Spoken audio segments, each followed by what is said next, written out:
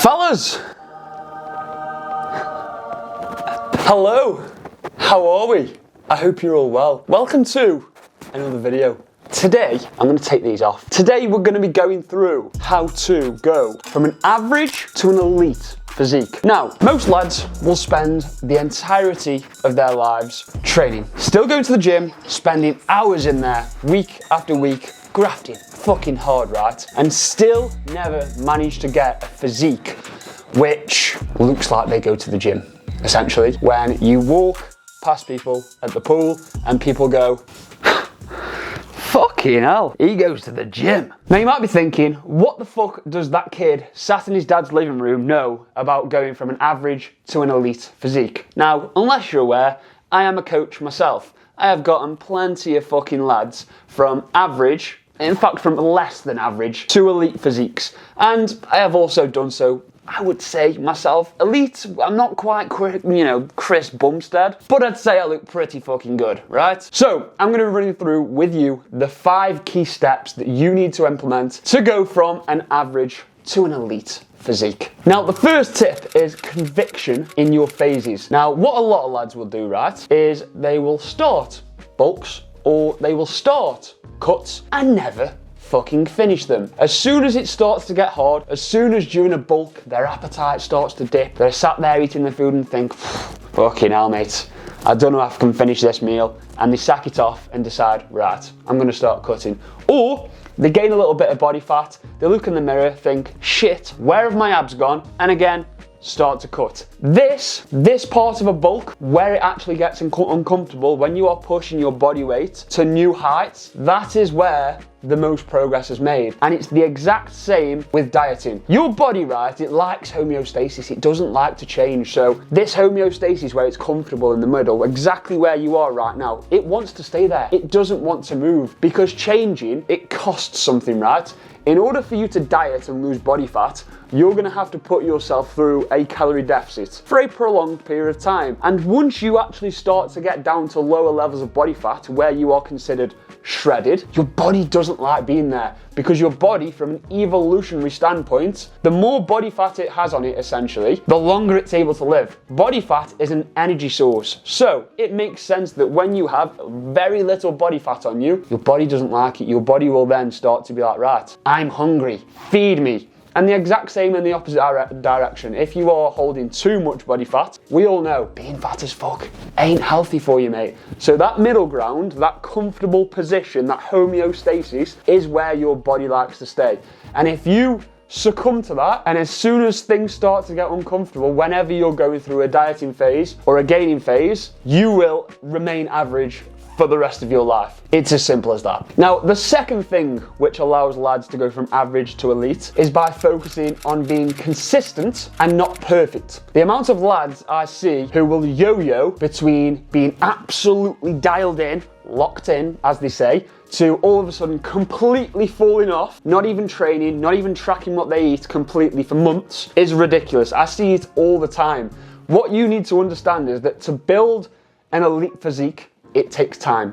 And unless you are quite literally a pro bodybuilder or someone who wants to devote their entire fucking life to the gym, you ain't gonna be perfect. You ain't gonna be able to eat the exact same thing day in, day out for months and years on end. And if you do, well, I would like to think, how is your life enjoyable? So what you need to understand is, it makes no difference, right, whether you hit your macros to the fucking gram each day, or whether you actually just get within a range of your calories and within a range of your protein. So what I like to say to my clients is, get within 100 calories either side each day. So if your calorie target is 2,000, get within 1,900 and 2,100. Calorie tracking, as it is not an exact science. It's been shown that in supermarkets, the labels that are on things, they are allowed to have a discrepancy anyway. So calorie tracking is never going to be 100% accurate. And the same with your protein target as well. If I set my client a 200 gram protein target, as long as they get within, to be honest, 190 to 210 grams, and it could even actually, you could widen that a little bit, because we know that protein targets are a range. It's been shown from 1.6 all the way up to 2.2 grams per kilogram of body weight is considered the optimal range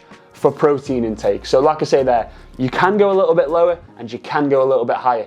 it's not the end of the world. But focusing on being perfect all of the time is more guaranteed to destroy your gains long term and more likely to cause you to stress out and become anxious and just fall off completely than it is by focusing on being consistently good 95% of the time. And that consistency long term is what's going to allow you to build an elite physique. Number 3 is learn to train with intensity and accuracy. Now, the most common thing I see from lads is usually one or the other. On one end of the spectrum, you've got the meatheads that you see in the gym throwing heavy weight around, yanking at it, but the one thing that these guys do, and the reason why they grow, despite having shit form, despite using what you would consider the most unoptimal exercise in the world, they're doing the barbell rows, they're yanking the weights around, they still grow because they train with intensity. On the other end of the spectrum, you've got the little curly-headed fucking ginger bastard at the gym who's watched on TikTok that JPG's pull down you need to do for the most optimal variation to hit his lower lats, his iliac fibers, training with 100% accuracy and form, but fuck all intensity. We need to find a middle ground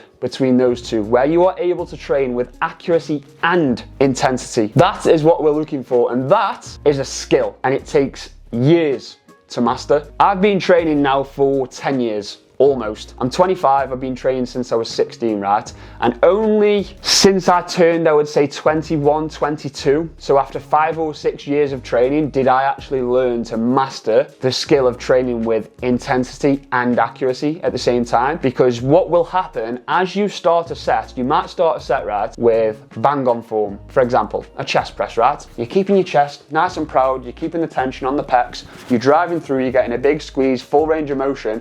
What will then start to happen is, as your pecs start to fatigue, all of a sudden, your brain is smart, right? Again, evolutionary, your brain wants to shift that tension elsewhere because it recognizes the pecs are starting to fatigue. We need to find other muscles to do the job, to carry on being able to press that weight. So what will happen then is, rather than keeping the chest proud to keep the tension on the pecs, all of a sudden the chest collapses, we start using the front delts and the triceps. And that's what we need to overcome, is that automatic desire to want to move that tension elsewhere. And we almost have to like lean into the pain, because that pain, that recognition that your muscle is reaching failure and being able to keep the tension where it hurts most, where we're trying to direct that tension, that's the hardest thing to overcome. And it's more of a mental battle than it is physical. So once you learn to master that, trust me, that will allow your physique to level up from average to elite. Number 4, and this relates to some degree to point number 2, is your ability to think in years and not months. Because what a lot of lads will think,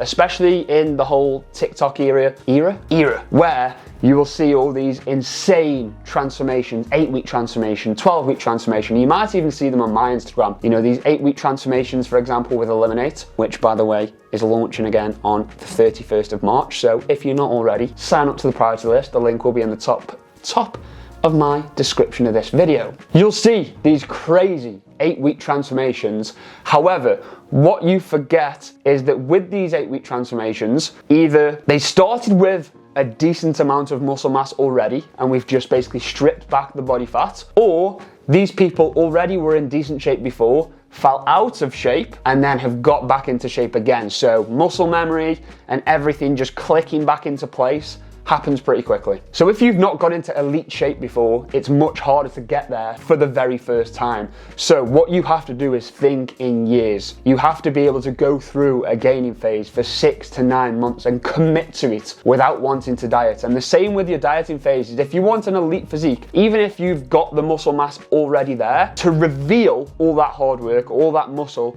you have to diet down to pretty low body fat levels in order to actually show that, to show the cuts, the lines, the striations, the veins, all the stuff that shows you an elite physique. You need to be able to get down to low levels of body fat to actually show that off, and that takes time. And it'll take multiple cycles probably of dieting. It wasn't until my 3rd time going through a quarter dieting phase where I feel like I actually mastered it and actually got legit shredded. And I got better with each one. It's the same with anything else. You get better with practice. So your first diet is never going to be your best diet. You're never going to look your absolute best. But if you commit to the long term and improving in the next 3, 4, 5 years of getting to that goal, trust me, you'll get there. And the fifth and final tip is to change your own parents. Let's be honest, genetics play a huge role in the way you're gonna look. For example, I am never gonna look like Ronnie Coleman. I am gonna never look like Chris Bumstead. So elite is relative. Someone with the worst genetics in the world, their elite physique might look like, you know, someone who's got ridiculously good genetics is average without them even really having to try. So it's all relative. And that, fellas, is exactly how to go from an average to an elite physique. If you are new around here, make sure to click subscribe, drop a like on the video, and I'll see you in the next one.